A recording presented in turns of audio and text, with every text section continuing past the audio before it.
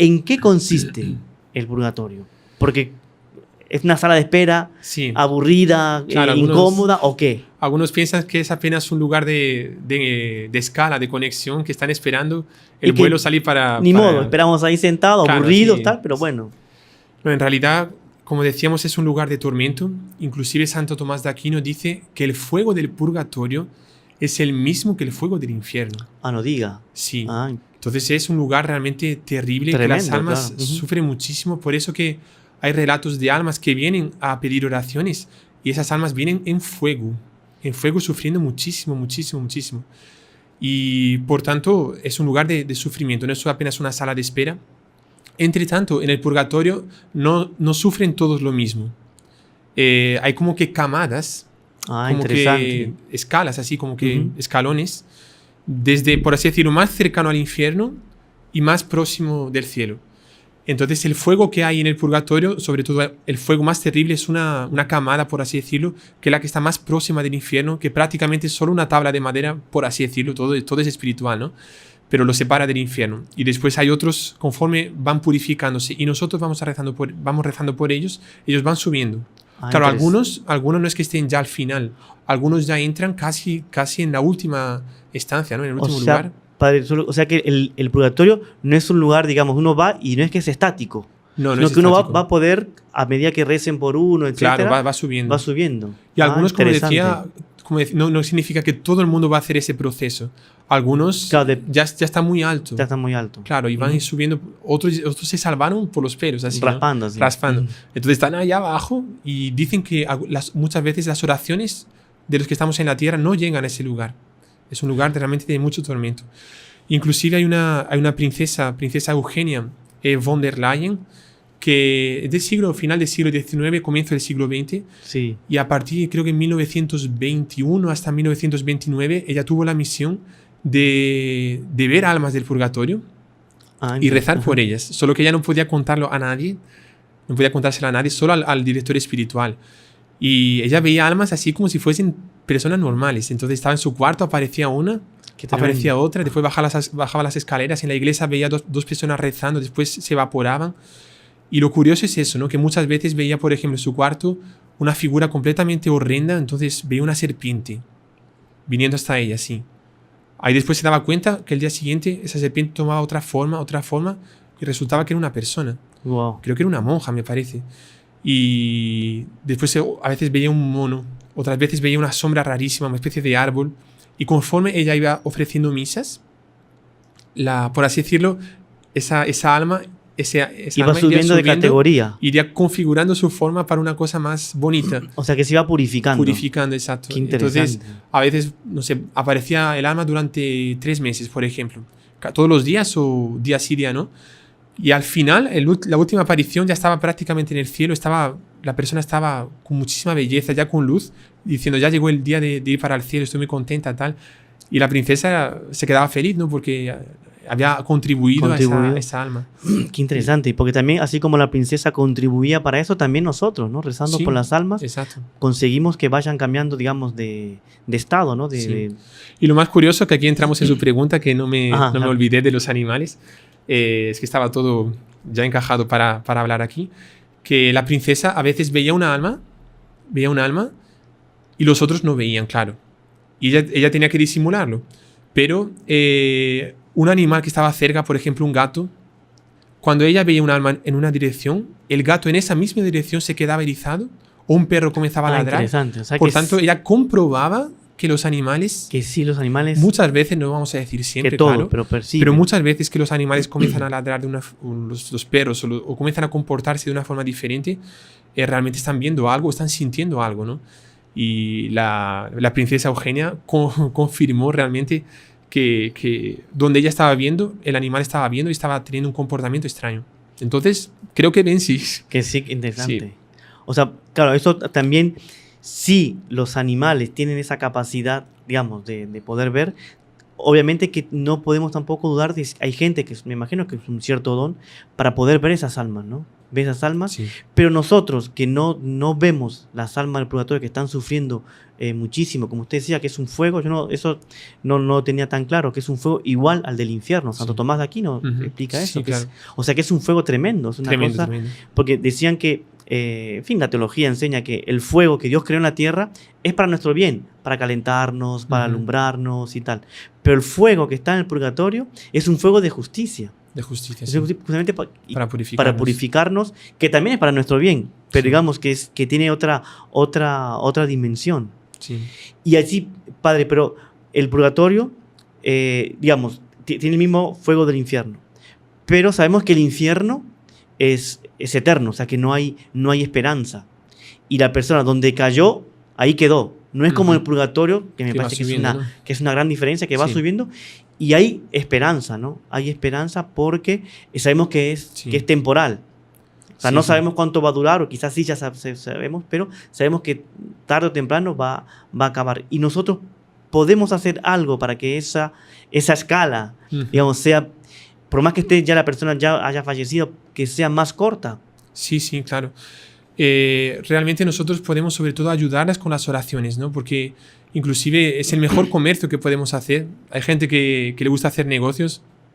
El mejor negocio que se puede hacer es negociar, por así decirlo, entre comillas, con las almas de purgatorio, ¿no? Rezando a estas almas de purgatorio. Y es interesante que hay muchos relatos de cómo es esa ayuda de las almas de purgatorio. Entonces, por ejemplo, el caso pasó hace unos 10 años en San Pablo. Interesante. O sea, sí, reciente, ¿no? Reciente, Nos no dicen, es del piensa siglo... que la sí, Edad Media y tal. Y, a comienzos del siglo XX, así, sí. ¿no? Y había un empleado que trabajaba en una casa allí en San Pablo, en Brasil, y estaba queriendo vender una máquina, esas máquinas de lavar Ujú. carros y tal. Que es a presión, ¿no? A presión, sí. Ahí sacó una foto para colocarla a venda, ¿no? Y él se dio cuenta que cuando fue a revelar la foto, detrás de la máquina había una especie de niebla así, pero se veía claramente. Yo he visto esa foto. Y había un soldado mirando serio para el objetivo de la cámara. Y después se descubrió, o sea, por la ropa del soldado se daba para ver que era un soldado del ejército alemán de la Primera Guerra Mundial. De la Primera Guerra. Sí. Ahí lo curioso es que, claro, ese empleado nos lo transmitió, se lo transmitió a los heraldos, y el sacerdote que era responsable por esa casa dijo, tenemos que intentar saber el nombre de esa persona, porque es una alma de purgatorio. Y el propio día, sin haber hablado con otros, otro heraldo que estaba en esa casa, por la noche, estaba durmiendo, ahí escuchó, comenzó una persona, o sea, sintió alguien tocándole, sacudiéndole así. Ahí dijo, clarísimo, dijo, Cornelius. Wow. Cornelius. Ahí él fue a hablar con su superior, oiga, escuché una voz aquí, justamente hoy escuché una voz.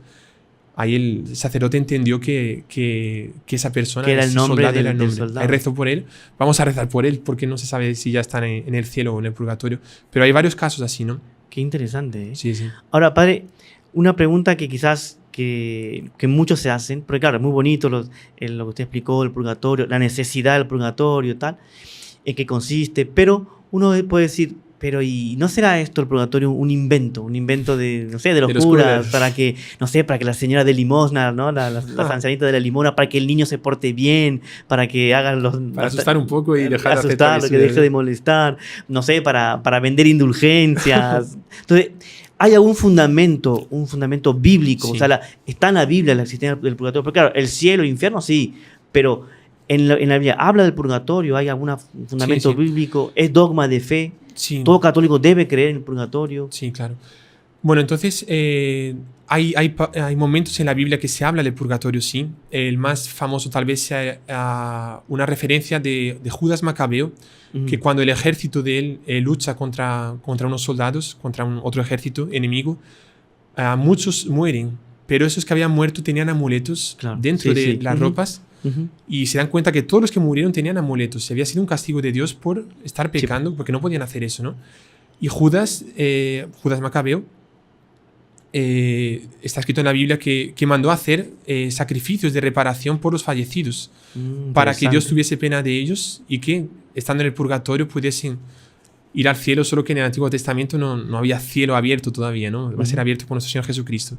Más es una primera referencia de rezar por los fallecidos que están en un lugar de tormento. Y que él dice, no creo que dicen, es una buena acción rezar es loable rezar por los fallecidos, exacto, por los difuntos, sí, ¿no? Ahora, si ellos ya se hubiesen estado en el limbo de los justos, no hacía falta que rezasen, claro, por ellos. Por lo tanto, se ve que estaban en un lugar que necesitaban, sí, oraciones. Y después tenemos una frase de nuestro Señor Jesucristo que la traje aquí, de San Mateo, capítulo 5, versículos 25-26. Dice así, ahí son palabras de un Dios, ¿no? Claro, ya es... Ponte enseguida a buenas con tu adversario mientras vas con él por el camino. No sea que tu adversario te entregue al juez y el juez al guardia y te metan a la cárcel. Esa cárcel, dice la teología, que es el purgatorio. Yo te aseguro, no saldrás de allí hasta que hayas pagado el último céntimo. Ah, interesante. Porque si fuese la cárcel el infierno, no se sale de allí. Por más que se puede salir, que paguemos, y esos céntimos es el sufrimiento y las oraciones de los que estamos en la tierra.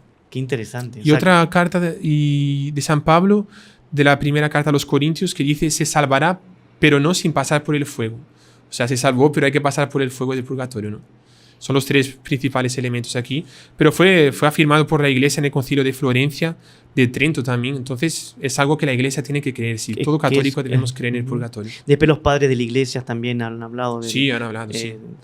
La mayoría de los santos han hablado sobre esto, ¿no? Inclusive, bueno, claro, es una cosa que nunca se ha negado la existencia del purgatorio, pero siempre hay personas que, claro, ponen, ¿no?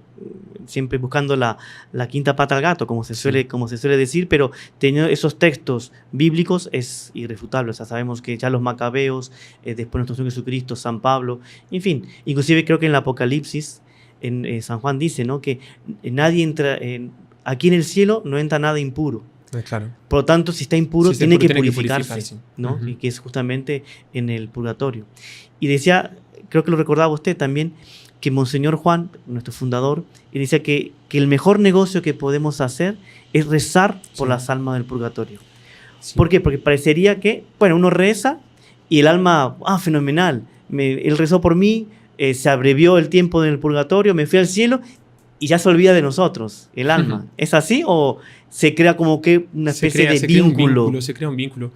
Entonces, realmente las almas, tenemos que pensar así, las personas, en cuanto a almas, que son las más necesitadas del mundo en este momento, no son los que tienen cáncer, no son los que tienen COVID, no son los que están con enfermedades. Existen órdenes en la iglesia, existen personas muy caritativas que se dedican a eso y es realmente muy digno de merecer elogios, ¿no? Son obras de caridad. Pero los que más sufren, las personas que más sufren en este momento, no están en la tierra. Están en el purgatorio. Exactamente. Entonces, la mayor obra de caridad que nosotros podemos hacer para alguien son para aquel que está sufriendo más. Y son las almas de purgatorio. Son las más necesitadas. Y cuando las ayudamos, ellas se quedan súper agradecidas. Primero porque no pueden pecar, entonces no son como otras personas que le hacemos un favor y no nos agradecen. Claro. En el purgatorio no se peca más, ¿no? No se peca más y después son santas, ¿no? Son santas. Y por lo tanto son súper agradecidas. Súper agradecidas y nos van a ayudar en muchísimas cosas, ¿no? Entonces, por ejemplo, nosotros tenemos inclusive la costumbre de vez en cuando, ¿no? De cuando tenemos que despertarnos en algún horario. Claro, se coloca el despertador por si acaso, ¿no? Pero es interesante hacer una oración a las almas de purgatorio. Y ustedes pueden hacer la prueba. No digo que siempre funciona, la verdad es que no siempre, pero a veces podemos pedir que nos despierten a las 5:43. Si me despiertan a las 5:43, yo voy a rezar un Padre Nuestro, un Ave María y un Gloria por las almas del purgatorio. Y es curioso que usted siente, ¡pum!, despierta. Que se despierta automáticamente. Sin cansancio, como el despertador, generalmente despertamos cansados, ¿no? Sí. Sin cansancio, pero tenemos que recordarnos de rezar. Porque pasó inclusive con un heraldo que pidió para las almas de purgatorio despertarle, ¿no? Para una vigilia santísima que había por la noche. En tal horario, las almas del purgatorio le despertaron, él se despertó, fue a la vigilia y había prometido rezar en la vigilia por las almas del purgatorio. Interesante. Ahí cuando volvió a la cama, porque era una hora de vigilia apenas, ahí entró en la cama, durmió y se había olvidado de rezar. Y sintió, por las almas. Ahí sintió que alguien venía y le comenzaba a apretar el pecho así, empujar el pecho. Ahí les despertó, medio desesperado así. Ahí se acordó, las almas de purgatorio. Ahí comenzó a rezar. Ahí la persona que estaba empujando Qué increíble. Paró de empujar. Estaba necesitando, ¿no? Como que el alma le decía, bueno, yo cumplí ahora el tú trato, también, ¿no? Tú tienes que rezar por mí porque... Y realmente son súper agradecidas, ¿no? Tenemos que rezar por ellas porque... Y nos hacen muchísimos favores. Encontrar cosas, por ejemplo, perdemos algo. Recen a las almas del purgatorio para que se lo encuentren y ustedes rezan por ellas. Y después una cosa interesante, porque así como nosotros también vamos a estar en esa escala de ese vuelo fantástico, fabuloso, las almas que gracias a nuestras oraciones consiguieron ellas irse al cielo, van a rezar muchísimo por nosotros en el cielo, porque como usted bien dice, son súper agradecidas. Y el agradecimiento que existe en el cielo es muy diferente, es desproporcionado con el que existe aquí en la tierra. Y fuimos nosotros los que ayudamos a liberarlas de ese sufrimiento terrible, que es como si fuese el fuego del infierno, ¿no? Exactamente. Inclusive había un santo que era San Juan Macías. San Juan Macías, sí. Que él tenía la vocación de rezar por las almas del purgatorio. Y solo con rezar el rosario todos los días, en las crónicas, creo que de la canonización de él, está escrito que él ayudó, él salvó, quitó del purgatorio, ¿sabe cuántas almas? No. 1.400.000 almas del purgatorio. Qué impresionante. Y lo más impresionante es lo que usted decía, que ya no se quedan así, bueno, sí. Me salvó, se fueron ya. Adiós. Ellas, Gracias. a la hora de su muerte, el 1.400.000 almas vinieron al cuarto donde él estaba. Qué interesante. Para ayudarlo en ese momento terrible de la muerte. Y cuando él murió, fueron con él al cielo. Todas. Qué impresionante. Un cortejo realmente numerosísimo, ¿no? O sea, cuando vimos el otro día en el podcast sobre el juicio particular, o sea, el juicio particular de él, estaba nuestro Señor, Nuestra Señora, y el ángel de la guarda de él, y 1.400.000 almas intercediendo por él. Impresionante. O sea, qué bonito, y qué ejemplo también para nosotros, ¿verdad?